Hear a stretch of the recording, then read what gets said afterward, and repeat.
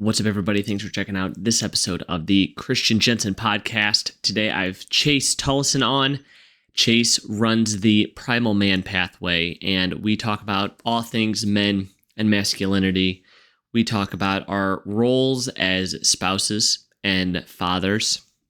We talk about family values, and we talk about how our culture is putting pressure to soften and emasculate men, and what we can do to stay steadfast and to lead strong families and strong men. So I hope you enjoy.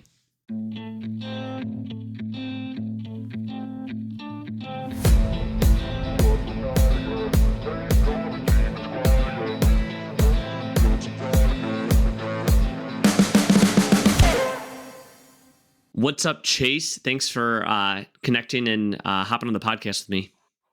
Hey, Christian, thank you for having me. I'm excited to be here. It's a heck of a way to kick off my week with my Monday. So Yeah, it is Monday. I've grown to enjoy Mondays. I didn't used to, and I like Mondays now. I get fired up for Mondays.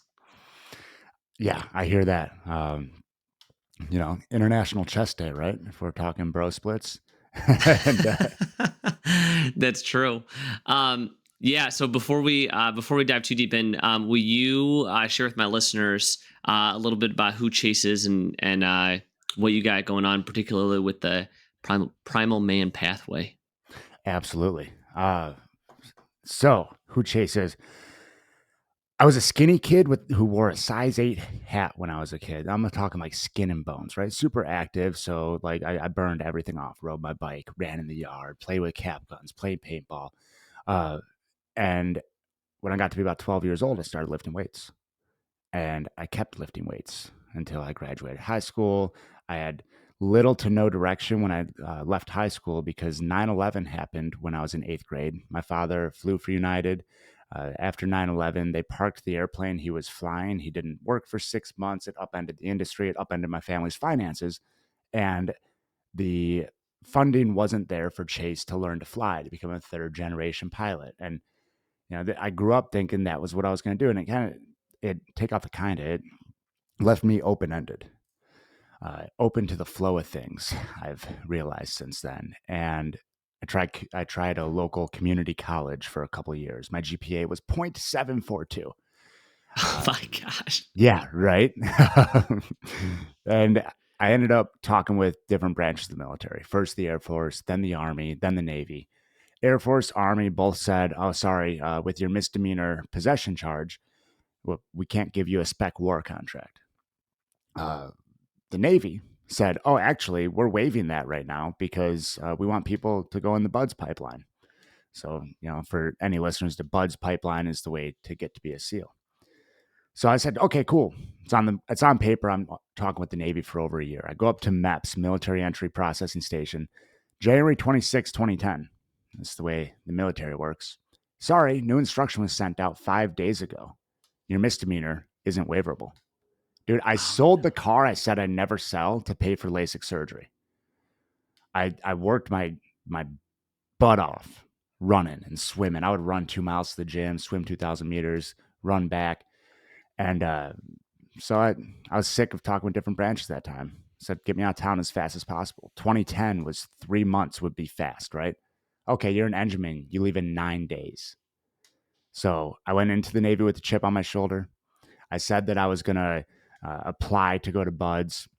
Got to my command. I was at a small ship. I was really good at what I did, turning wrenches. I was working on diesels and auxiliary equipment in the engine room. And my superiors said, "Even if you get approved to go and they say you can go, we're not going to let you go because we're undermanned and you're too good at what you do." So I did my 4, got out, opened a gym in 2014, CrossFit gym. We held our affiliation all the way through to when we shut down at the end of 21. On the last couple of years, we shifted to where we were still doing. It still looked like CrossFit. It was semi-custom, a lot of personalized programs going on.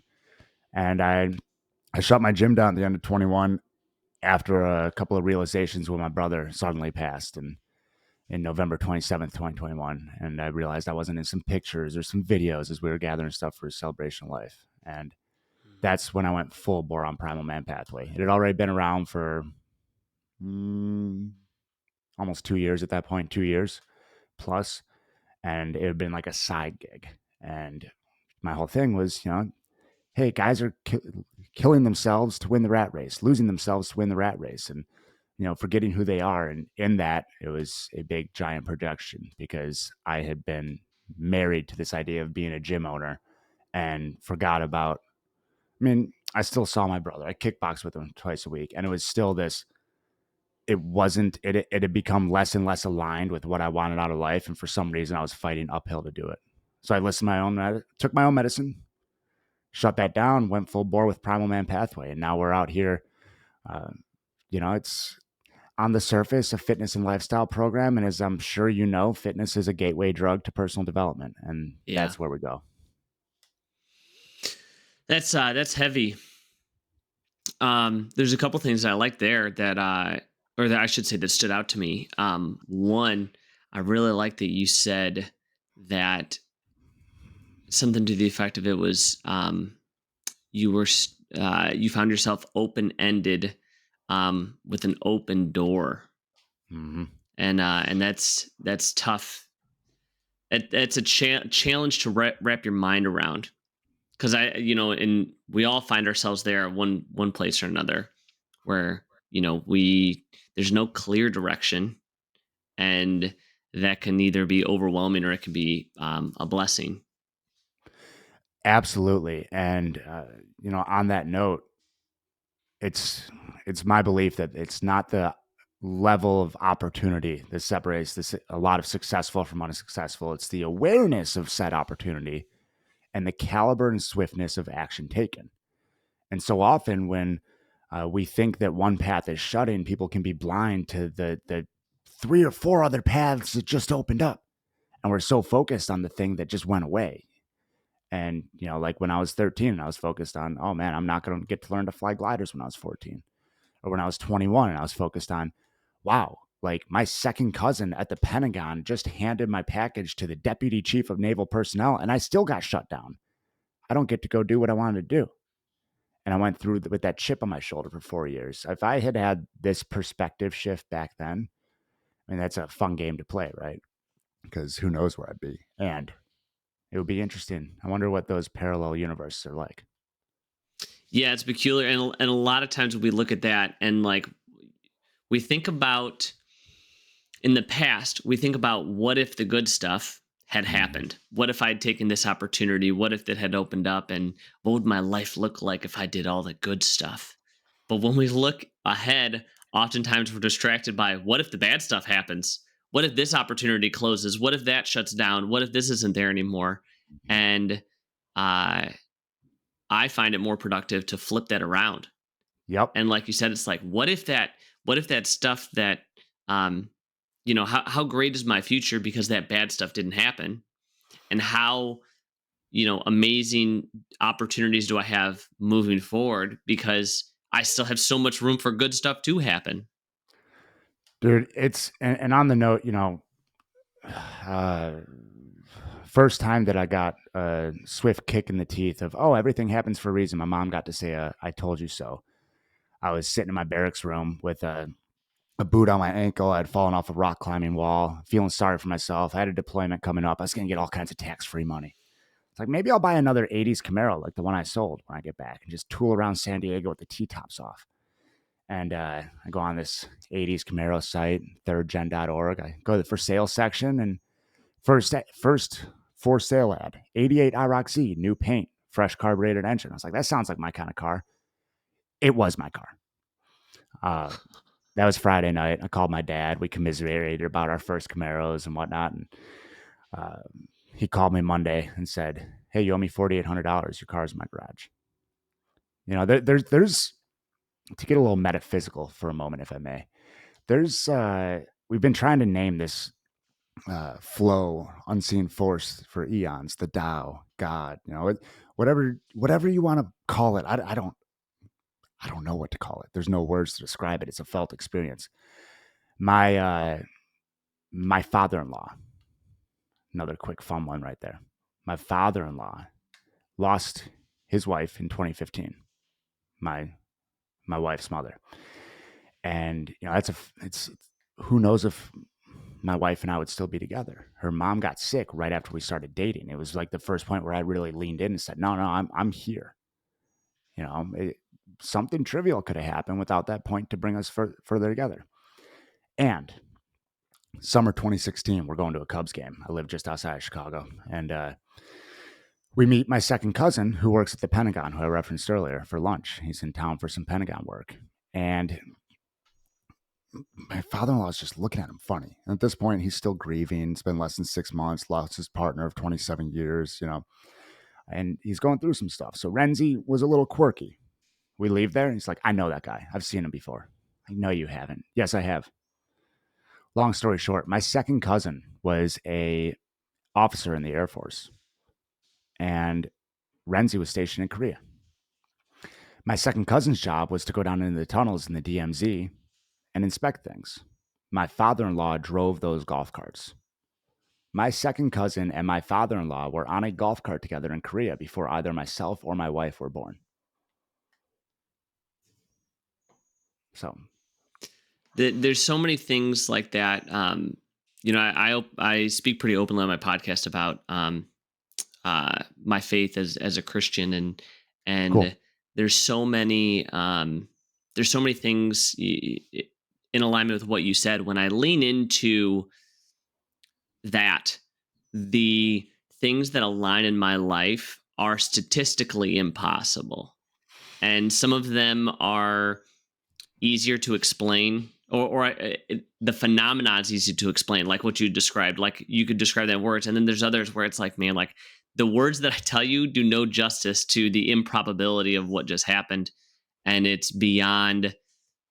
Some people will think, oh, well, you were just looking for it. It's like, well, that's not something I was looking for at all. Like, you know, tell me how all of these could have aligned. And I tell people so often, like, even if God sent me down an itinerary in an envelope, and he's like, hey, just fill, go through these steps real quick, and you'll end up where you're going to get. It's like I couldn't execute on that. I couldn't plan that myself. It's just like the alignments with those, when you lean into it, are so profound.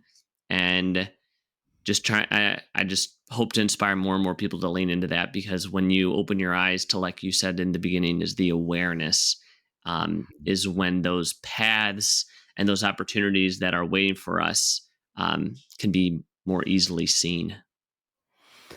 And I think that's a lot of what's holding a lot of guys back these days.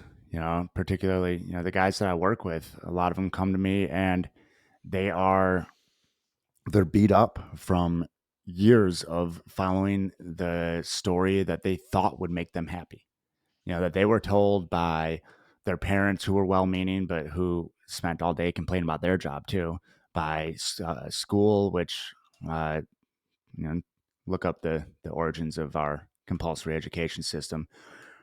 Tell me if it's really built to build people or you know I used to workers. be a high school math teacher, so you're preaching the choir. I feel you.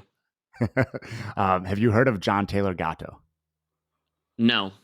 So he was New York State Teacher of the Year, and he was the only one to ever win it twice. And after he exited public school system, he started writing books. One's called "Dumbing Us Down: The Hidden Curriculum of Compulsory Education," and then "Weapons of Mass Instruction." I've heard of the second one. Yeah. So there's a whole thing there, and I lay that all out because I'm sure you've seen it. It's not guys' fault.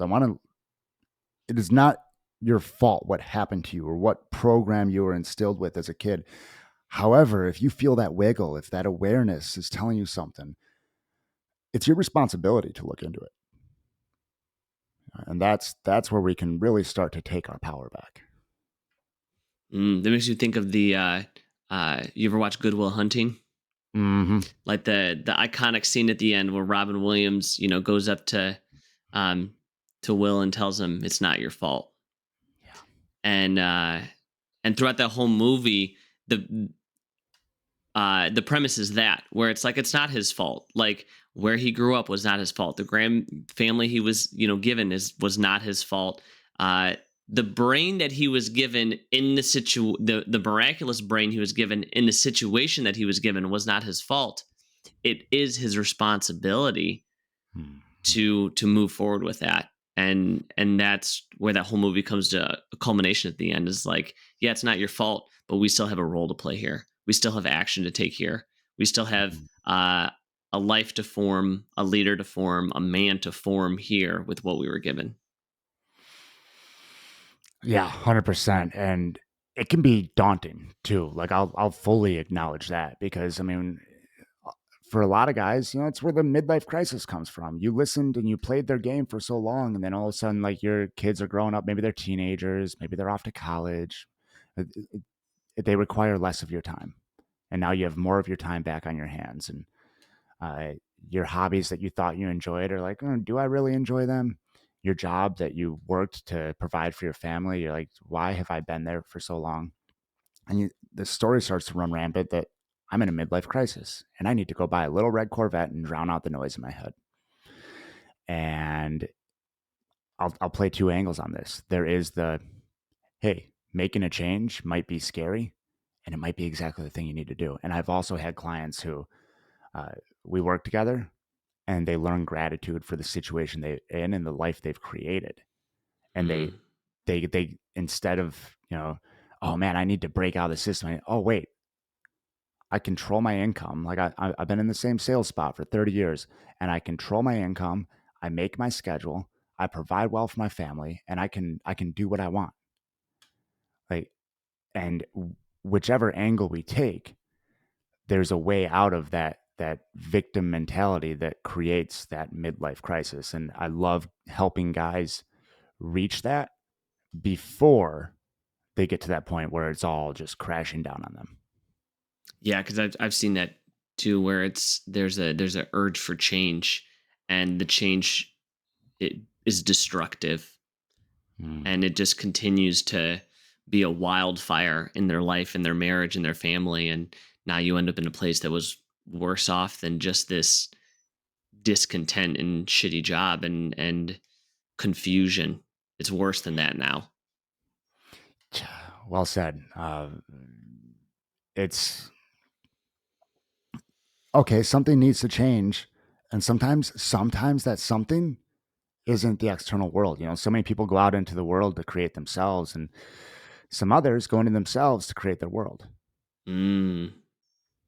You know, I think I've dropped like 3 lines from my album that's on Spotify so far today.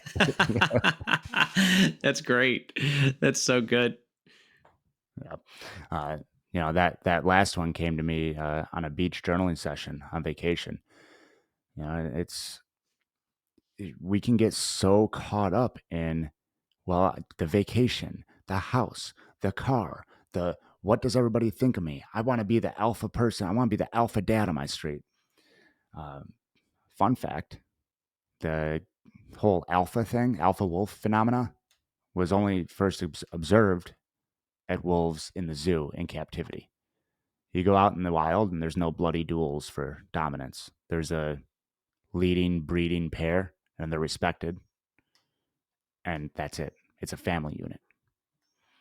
There's a documentary about the Yellowstone wolves, Hmm. and they had described that they followed like a pack, and it very much was what you had described, where they took one particular pair where there was like it started off as a young female that had either uh, I don't remember whether she had entered the pack young or was born in the pack young, but had joined this pack and grown with the pack. And as the pack aged, she had aged and eventually became a leader in that pack.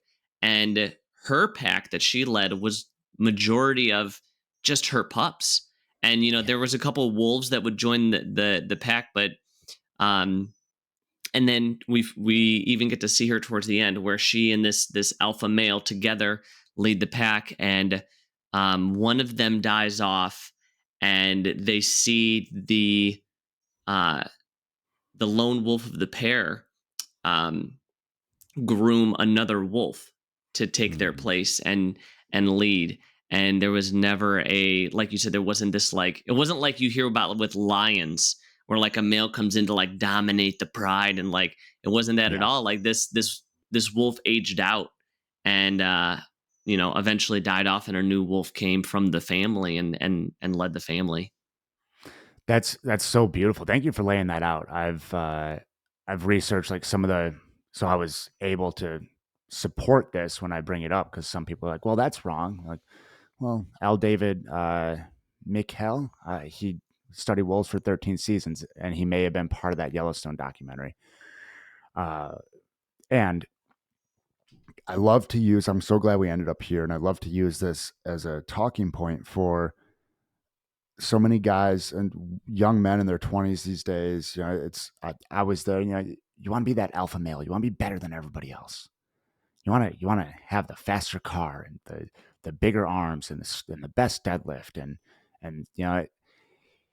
at the same time, if for wolves that only happens in captivity where you're trying to one up the other males in the room, then have men put themselves and their souls in captivity by trying to Mm, do that. yeah. When you said that, thinking about, I want to be the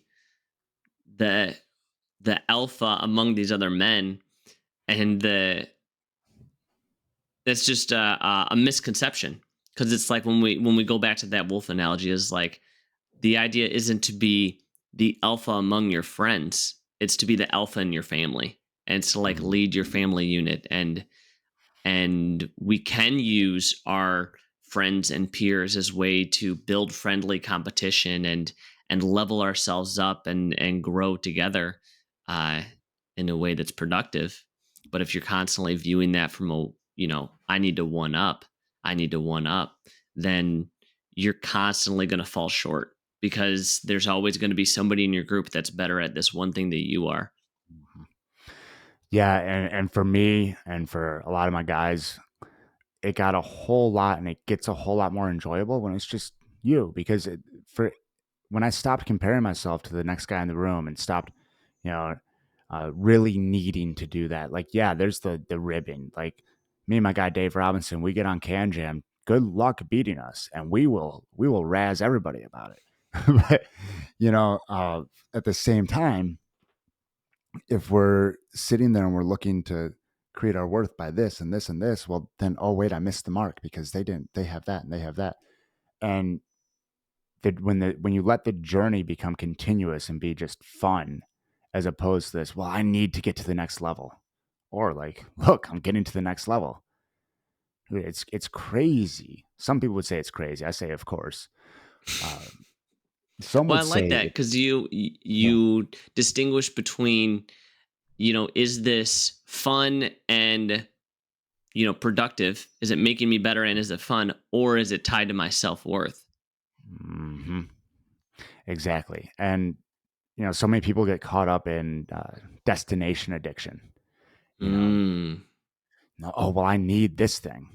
And then we get to that thing and well, it's gone. It's like, okay, well, cool. I get it. Like the first time my gym grossed, $30,000 in a month. Cool. Like when I broke 100 members, cool. Like, I was still Chase. I still had the same stories. When the first time I had a 5-figure month online, cool. Like I was still the same guy the next day. And, yeah, kings create, warriors fight. That there's a season to channel each of these energies, and at the same time, exactly like you said, uh, when we can pull back from needing to be the best amongst others.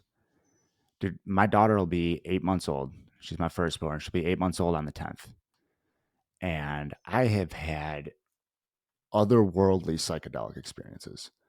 I have, been one with with the ethos, and the last 8 months of my life have been the most transformative, the most enlightening of anything that I've done. And I can only hope for any man that wants it that they get the opportunity to have the purpose and the fulfillment of helping to shape and provide for another life. Mm. I love the saying that women become mothers at inception, and men become fathers at birth. Ooh, yeah, that's that hits. That's the first time I've heard that. Yeah, because it's like when um I just heard one of my mentors share this story of his phenomenon with this, but it's prior to the baby being born, your commitment is to your spouse, it's to your wife, and it's like she is it. I am provider, defender, and all that she needs, and leader. And then when that baby's born and you see that baby, you realize like, oh, there's a switch here, and it's like now this is an even higher purpose, while simultaneously maintaining um, that same approach to your wife, because it's not an either or, like it's an Mm, and, like I'm still this for my wife, and now I have this even higher purpose for this baby. absolutely, and to any of the guys listening out there, I'll say this, and I was told this before my daughter was born. I'll I'll second it now. You do a good job with your kid, your wife will fall exponentially more in love with you. And then if you're already a good husband and you communicate well and you show up, well, I mean, life is good. Yeah, I heard a pastor say once to that he prioritizes his marriage, the marriage of his wife, over his um, relationship with his kids. And his reasoning was, if our marriage is broken, then I can't be the father that I'm meant to be. And it's like this is the foundation from which I build these relationship with these kids. And it's like when he said, when me and their mother are one unit, then we can make the family a unit. Absolutely. And that one unit is so instrumental because I've seen it, I've seen it time and again, and it's this age old, some people get looped in without realizing what they're doing, right? Oftentimes, this is the case. People are nescient to it. They aren't ignorant, they're not ignoring it. They're nescient. They're completely unaware that this is a thing, that you can cultivate good communication and a solid relationship with someone before you go having children. And going back to the checking boxes way of living, well, okay, diploma, wife, house, kids. Oh, wait, I don't know who my wife is. I don't know how to communicate with my kids. I never actually learned how to listen to myself and accurately inspect my thoughts and emotions. Oh, that's why this ride is so bumpy. Yeah. There's so there's so many people out there that don't know their spouse. And it blows my mind when I hear spouses say that they need time away from each other. It's like, oh, I need a break from my husband. Or like, oh, I need to go on a girl's trip to, I need to go on a guy's trip. I need a week away from my family. And as much as I support, you know, like you said, discovering yourself, taking time for you, utmost importance. The posture by which you do that makes the difference. Like, am I doing this to be a better husband, better father, or am I doing this to escape my reality? Oh, awesome, awesome distinction to draw. I run with Dave Robinson. I run retreats, and we've also facilitated at a couple of retreats. And it's so interesting that you bring that up because I'll be there, and I'm like, I'm so torn. My wife is the most supportive. She's like, she buys me a new backpack, a duffel bag for my travel. She's like, oh, I wanted to get you this tent with an inflatable bottom so the mattress is built in, so you'd have that for your retreats, for your camping. Like, she wants to see me go do this stuff, even though she's home playing single mom for 5, 6 nights, and I'm out there like, there is a piece of me, there is a definite piece of me that when I let it speak will get this twinge of like, oh man, I'm like missing out on my time with my girls for 5, 6 days. And at the same time, we're out there changing lives. And I mean, this work, as you know, is regenerative, helping others to level up. And I come back with growth each time. So it's a beautiful distinction to draw because that old, oh man, I need a guy's trip. Oh, I need to go play golf on the weekends and escape my wife when I don't get any time with her during the week either. Like, what are you doing? Like, what? Ask yourself why did you really get married? Yeah, and if you have the opportunity, ask yourself, why should I get married? Yeah, that too. Yeah. uh, it's and I will pull it back again because sometimes talk like this can feel like high and mighty and soapboxing, and it's often people are unaware that they're running these patterns. They're completely oblivious to it until they're deep in the game. So to your question, why am I getting married? Why am I seeking a life partner? Neither my wife or I were seeking even a long-term relationship when we started dating. Uh, Neither of us thought that we would be the first of our friend groups to get married. My brother at his best man speech, he's like, seeing Chase say he would, or seeing Chase tell someone he loved them was like seeing a unicorn. So now seeing Chase getting married is like seeing a unicorn jumping over a rainbow. Like, so, um, and we get complimented on the fact that we are goals as a couple. We were getting complimented on that before we ever had a kid. Now we're getting complimented that we're amazing parents. And because if you can be extremely comfortable in yourself and be leave the idea of, oh, I need someone else, I need a partner in order to have self worth because that means that somebody likes me.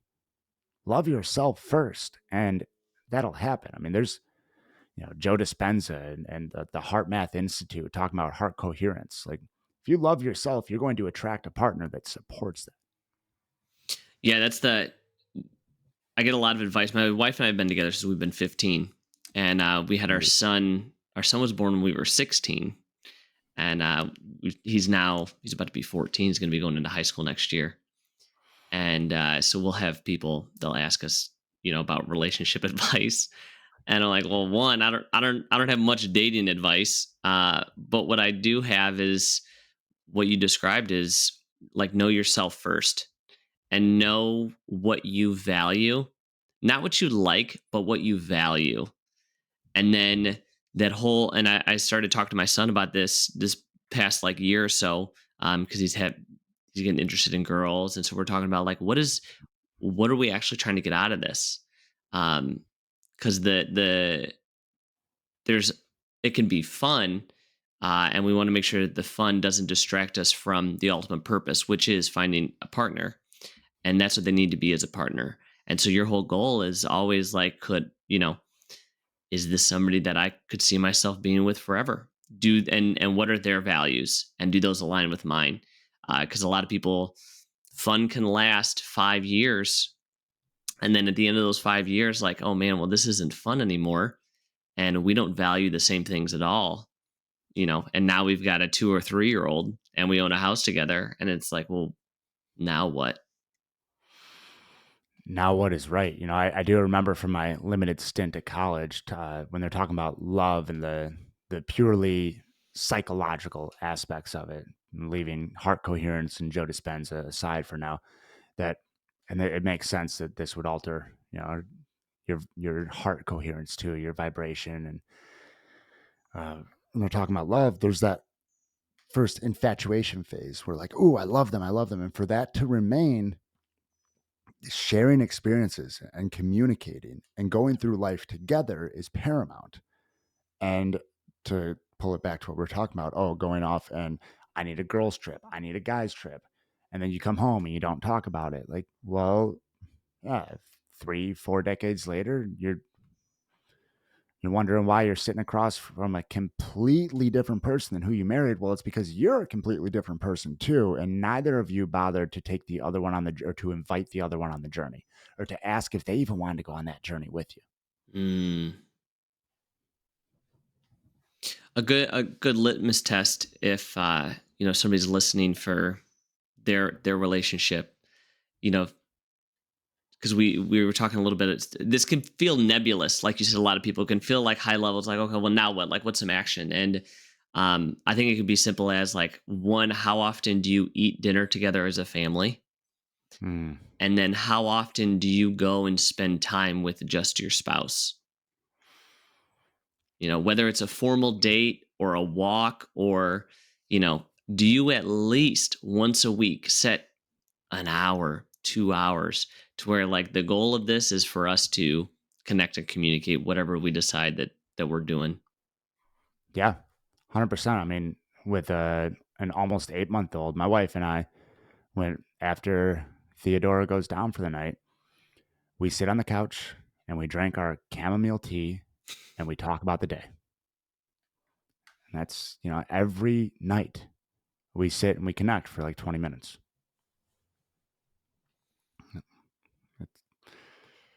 It's not a lot, and it doesn't take a lot. And it makes me sad when I hear that doesn't happen. It's like, man, like, you don't have 20 minutes. You don't have 20 minutes on your lunch break to call your spouse and just like talk on the phone. Like, hey, what's your day been like? How was your morning? Like, you know, Yeah.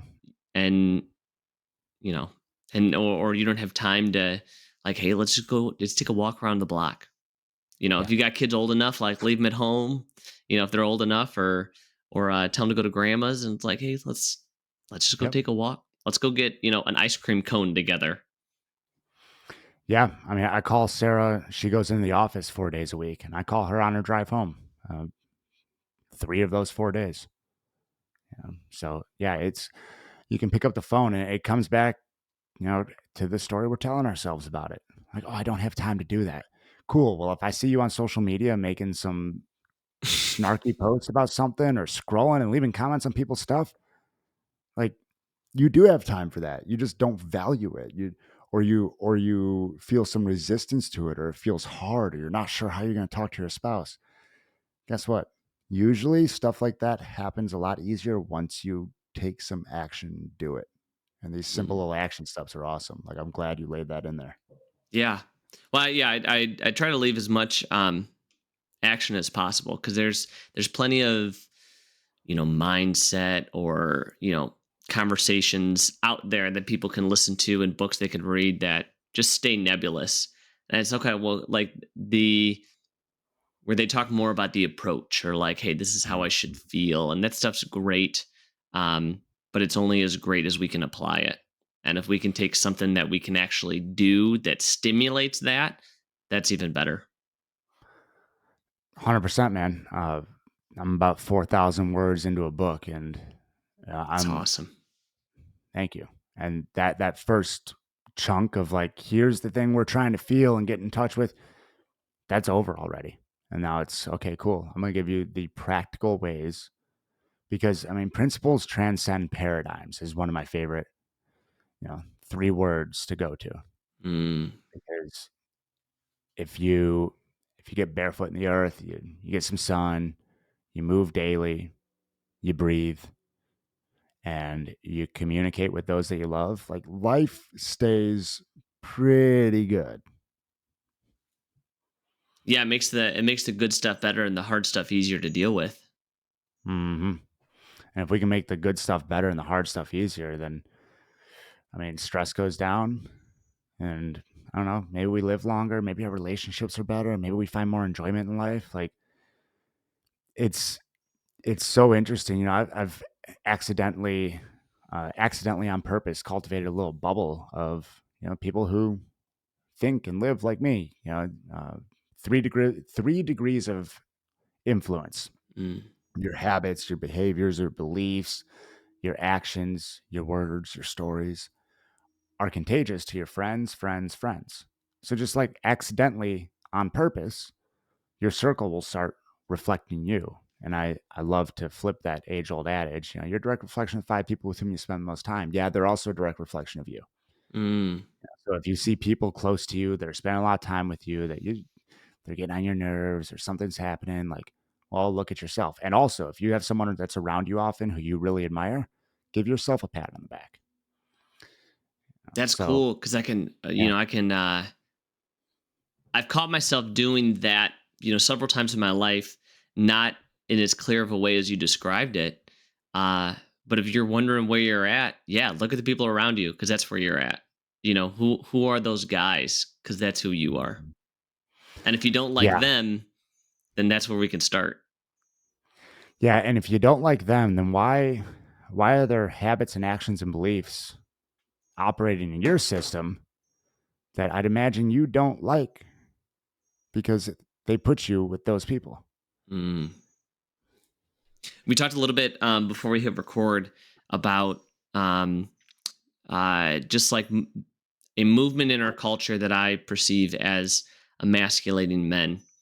And my concern, and I wanted to hear your opinion, because my concern with that is less of cultural pressure and more of the vulnerability of the current man.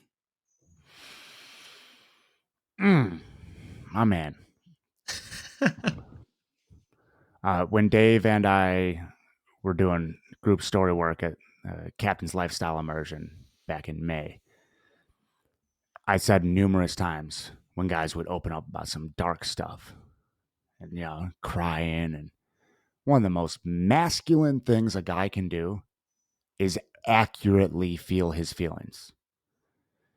And, talk about vulnerability. And I'll call out and give a little sideways plug for my Spotify album again. One of those tracks in there I talk about for to be connected authentically with anyone, you got to be vulnerable with them. And that starts first with being vulnerable with yourself.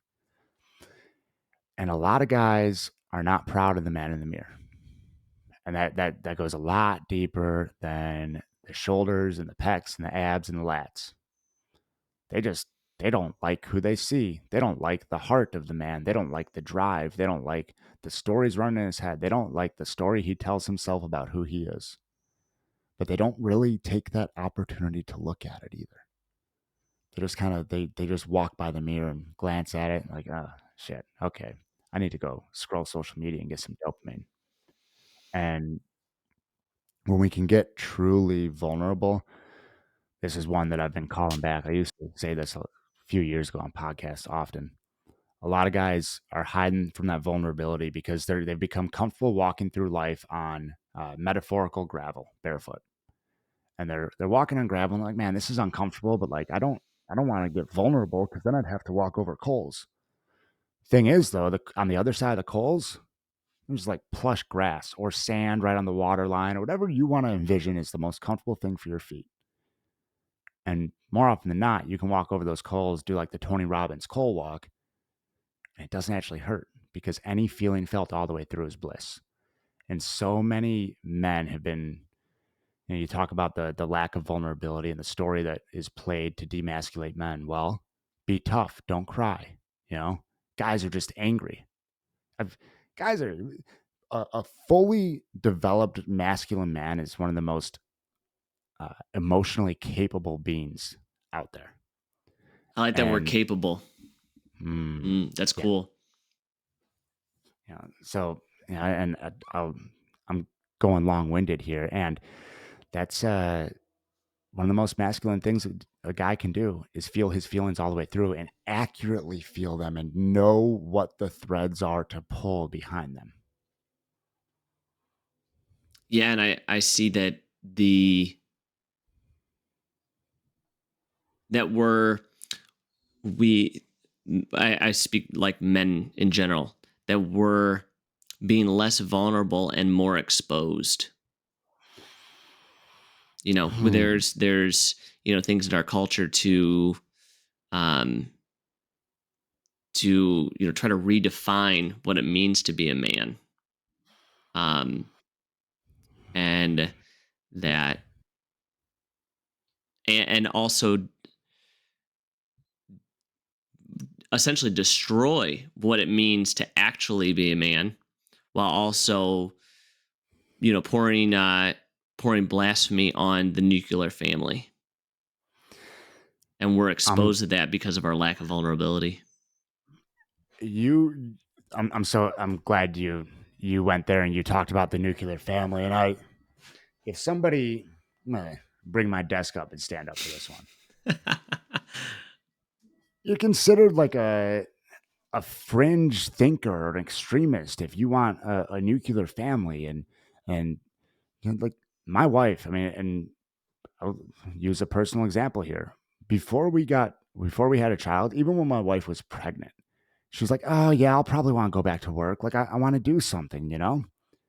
And now she's like, "Okay, when are you gonna be able to retire me? Because I want to stay home and garden out back and play with my daughter and raise her and homeschool her." You know, how dare she want to do that?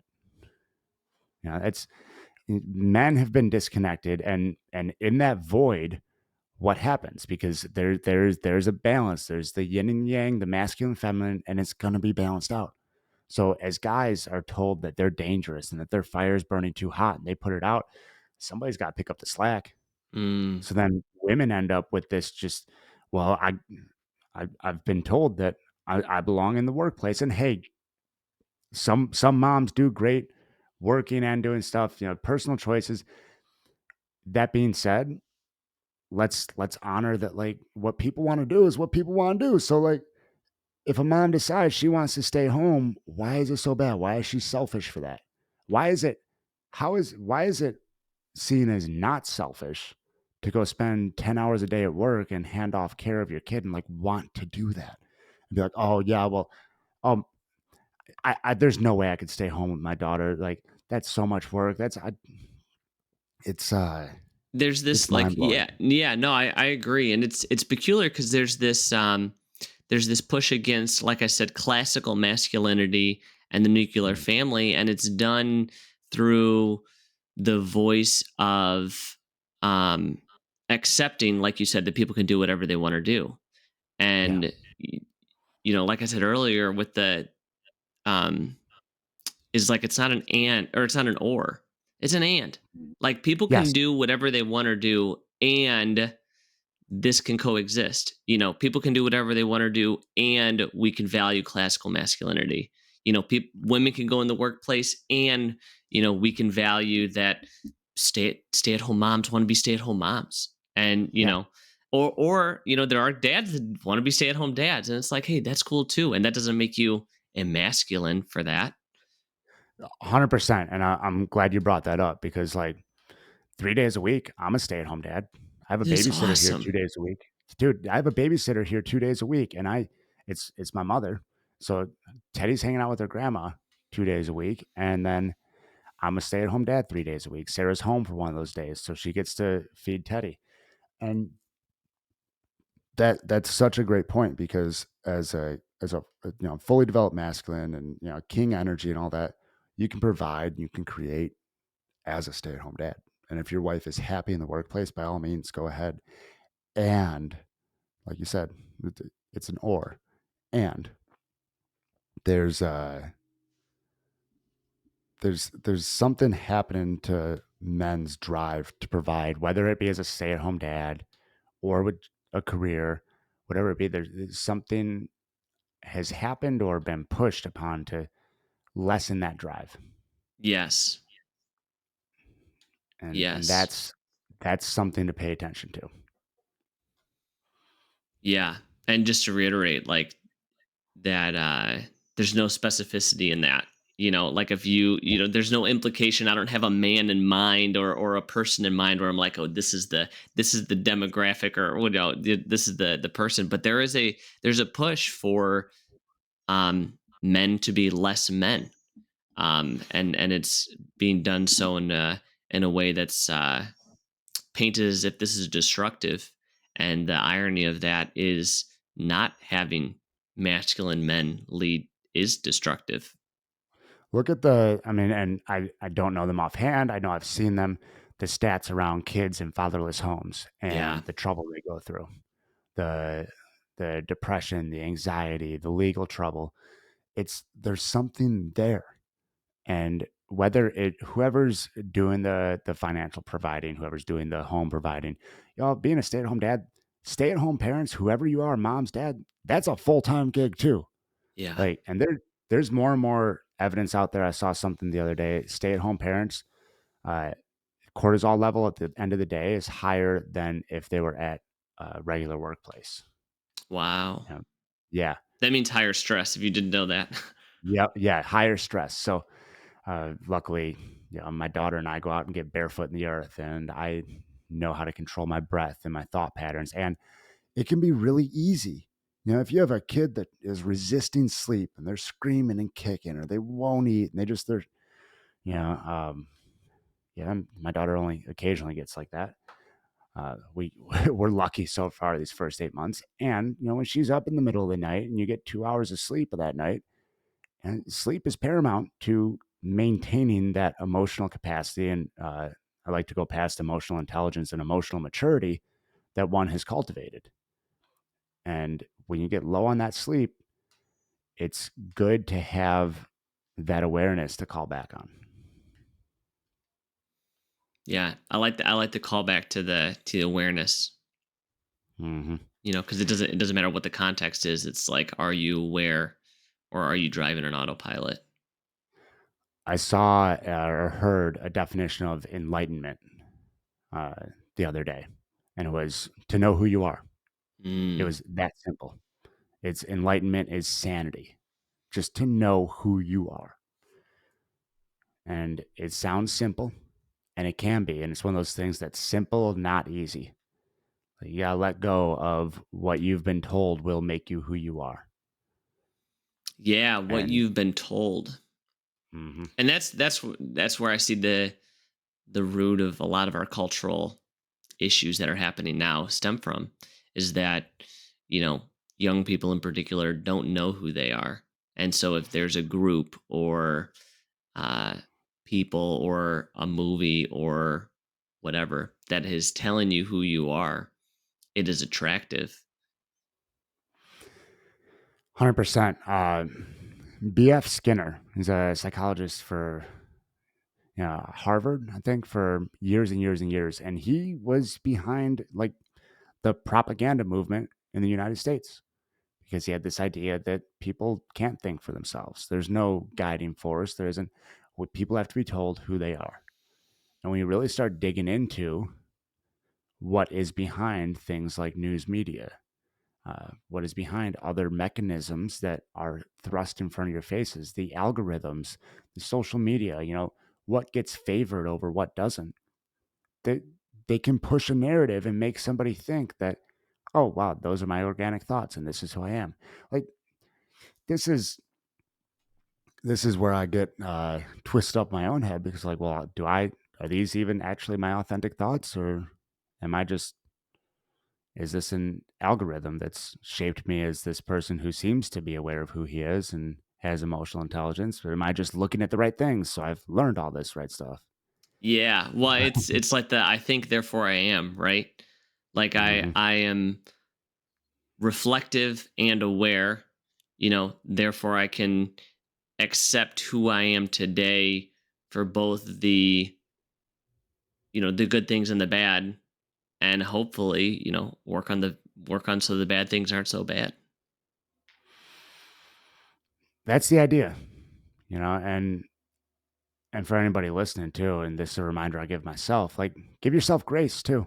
Yeah. Like, if there is no use in regret, in enlifted, there's enlifted ancestors, and you do an enlifted children's poem in there if that's still in the curriculum, and one of them is tell them about regret. And I said, regret is pointless. Regret will have, if we break that word open, will have you re-greeting the past. It's like, learn from it, Mm. respect it, and then move on. Like, it's absolutely like either you learn and you adjust or you just leave it back there. I fully think that regret is people who know that this decision didn't serve them and they have yet to adjust those patterns. Mm. They're regreeting it and Hmm. still living it. Exactly. That's big. What are some things that now that you have a daughter and she's 8 months old, and she's quickly going to be a toddler after you blink. Mhm. What are some What are some things that you are thinking about as a dad as she learn new things, gets exposed more to this world? To keep my phone in another room when she's around. Oh, that's good. I mean, talk about perception. You know, the brain power that these kids have sooner than you think they're going to have it, and the way that she picks up on what we're doing. You know, she sat in her high chair watching us eat for months and months. The first time we put a piece of food in front of her, she picked it up and started chewing it. You know, they see and hear what we're doing. You know, I went to a friend's kid's soccer game on Saturday, and the parents there that were to buffer my next point, that were, oh, these kids just don't want to run. It's 90 degrees and they're 8 and 9 years old wearing dark purple jerseys in the sun. Like, and they're sitting there, or you can tell like one of the moms played in high school or maybe even college. She knew what to do in soccer. So she's yelling, like, do this, do that, come on. And it's like, your kids, you do you, not my circus, not my monkeys. At the same time, for my purpose and how I'm gonna raise my daughter, like, we'll talk about that after the game. We'll do as opposed to your kids out there in an upregulated state, and this applies to so many things, more things than a soccer or sporting game. It's so often your kids in an upregulated state when they're trying to learn something, and the parent will go there too. The kids in an upregulated state playing a sport, and the parent goes there too. It's like, or we could calm down and communicate slowly and calmly, and staying low and slow, allowing her to feel her feelings and helping her to get curious about them, even as her brain is developing, and setting an example visually with my habits and my actions. And to tie a cherry on it, by the time she's 5 years old, all she's going to know is that you can create whatever you want in this life. Mm. That's what it really means to be a parent, Mm-hmm. right? Be that guide.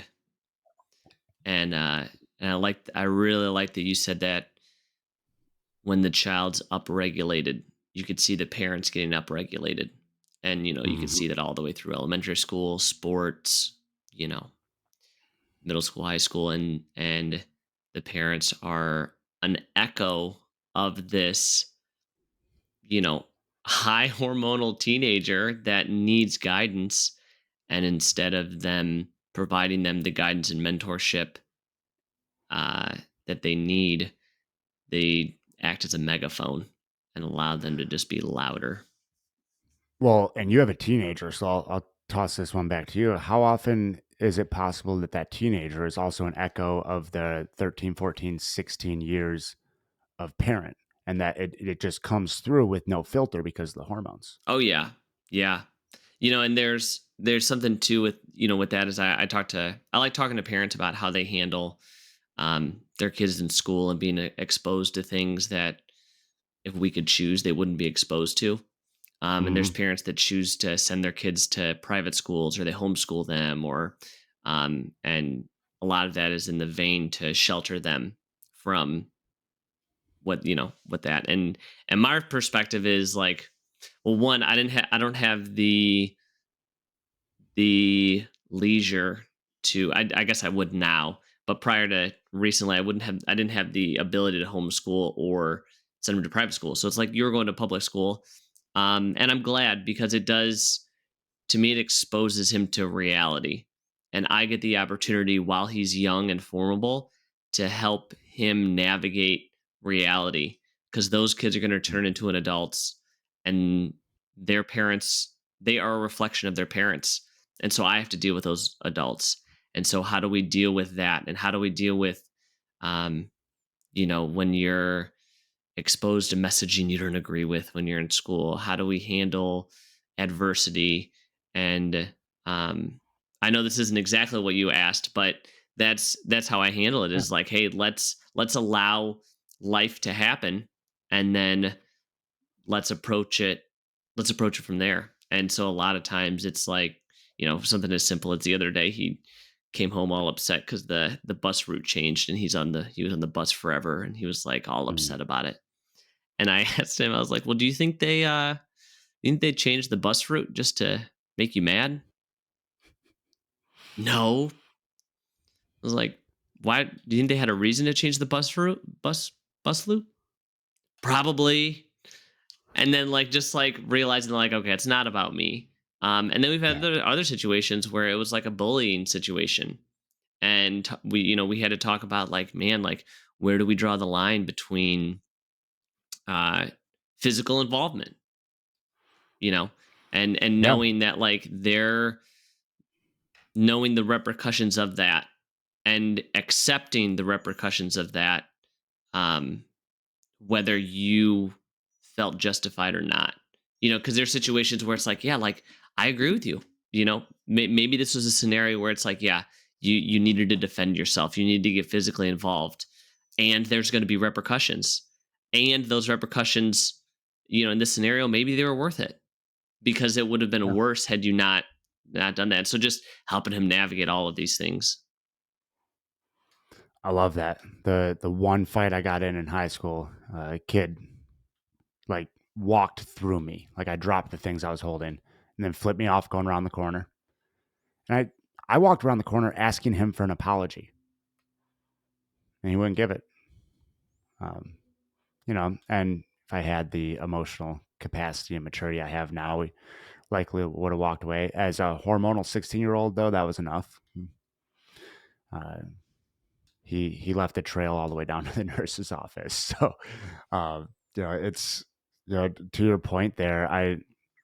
There is a push to like the emotional intelligence, the emotional capacity. I love that, and I love that as parents we have these tools for kids for the next generation, and also whether it be in martial arts or like solving a bullying issue by with physical force on the way back.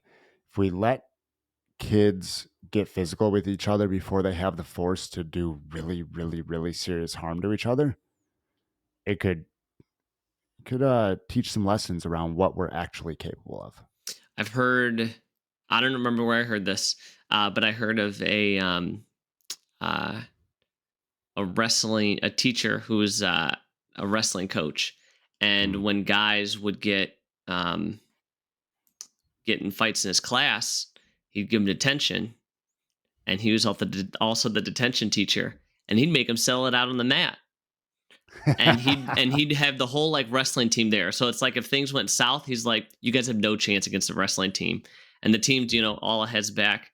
And Yeah. there's scenarios too where kids would they talk shit, and he's like, "All right, we're taken to the mat," and he'd get on the mat with them, and um I just think if we get exposed, there's such a push against things like that, and we're totally missing the opportunity for kids to learn so much, to explore their physicality, to be able to handle these situations before, like you said, it gets bad, because there's just so much to be learned there.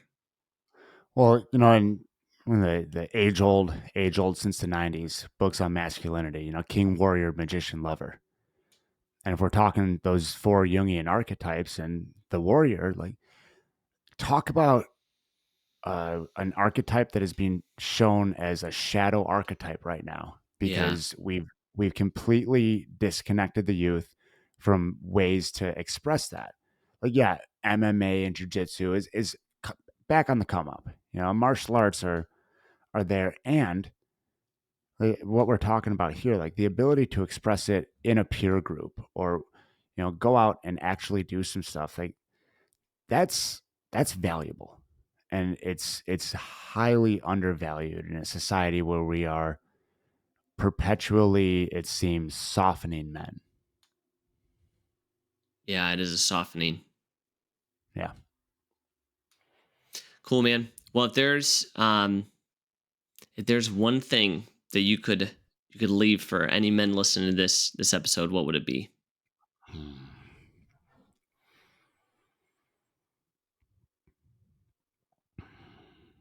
Man, I ask everybody this question. Now let me take a breath here.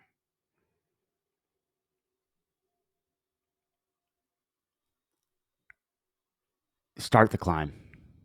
You don't need to know which mountain. As you climb higher, you'll see more. And each new summit yields that much more light. Start climbing. I love that. Well, thanks, man. I really appreciate you you coming on, and this is a really fun conversation. I'm glad we got to have it. It's something that it's a topic I really love, and being able to connect with you and knowing that this is what you're all about was really cool. So thank you. Thank you, brother. This was a blast. Yeah. Before we close it out, where can people find more about you if they want to connect with you and hear more about the Primal Man Pathway and all the other stuff you got going on? Absolutely. So Instagram at coach_Chase_Tolleson is where I'm most active. And I drop weekly episodes on the Primal Man podcast. So got some absolute fire, got a few really cool guests lined up. I've had a couple of, it's really cool.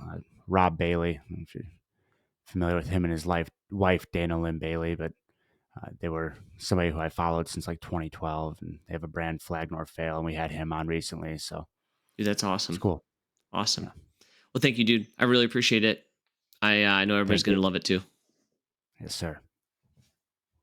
Thanks for listening to this episode. If you're ready to rewrite your story, get out of your own way, design a life that gets you excited to wake up in the morning and do something that you love, book a discovery call, and we will chat about whether mindset and lifestyle coaching is for you. And until next time, thanks again for listening.